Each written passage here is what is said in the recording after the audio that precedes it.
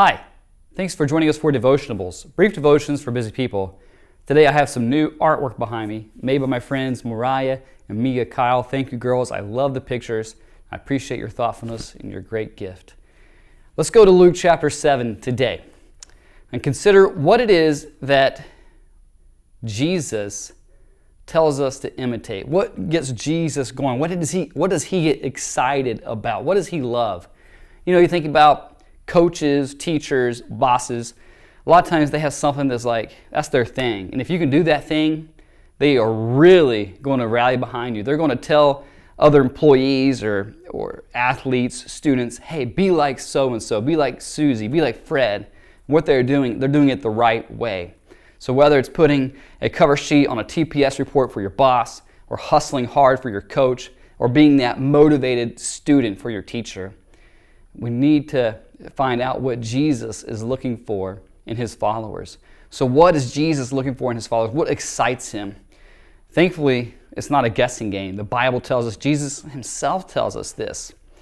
Jesus has just finished preaching probably his most famous sermon. Matthew calls it the Sermon on the Mount. In Luke, we know it as the Sermon on the Plain. And both of them end the sermon with Jesus telling this story, exhorting his hearers to do what he says, to obey these words, to put into practice all the teaching he has just unfolded for them. In Luke chapter 6, as we get ready to head into Luke 7, Jesus tells them to build your house on the rock. What does that mean? He says, hey, everyone who comes to me and hears my words and does them, I'll show you what he is like. So his life will be like this.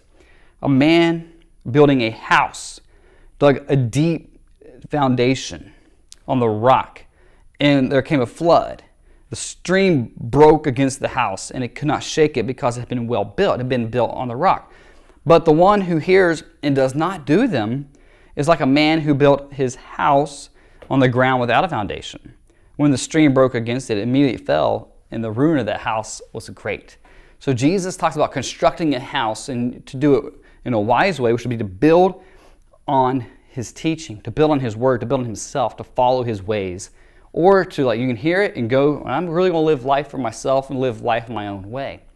The latter would be to live by faith, and the other would be to live in unbelief, doubt, and rejection of the way of the Lord. And the very next story that Luke shares is an example of a real-life man who built his house on a rock. And this is the one who Jesus would be like this man. It's the centurion. The centurion had a servant whom he loved dearly. And he was at the point of death. He was sick. And so the centurion had heard of Jesus, and he sends a delegation to go to Jesus and have Jesus to come and to heal this man.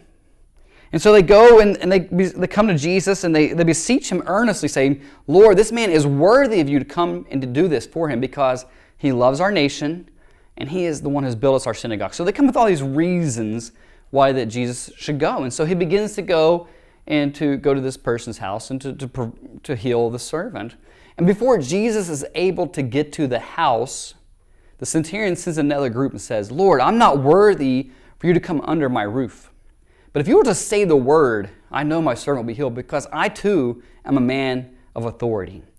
So this centurion recognizes the authority of Jesus Christ as the God-man. He recognizes that the Lord has the authority to heal. The Lord, just even by not having to be there, has that power to heal from afar.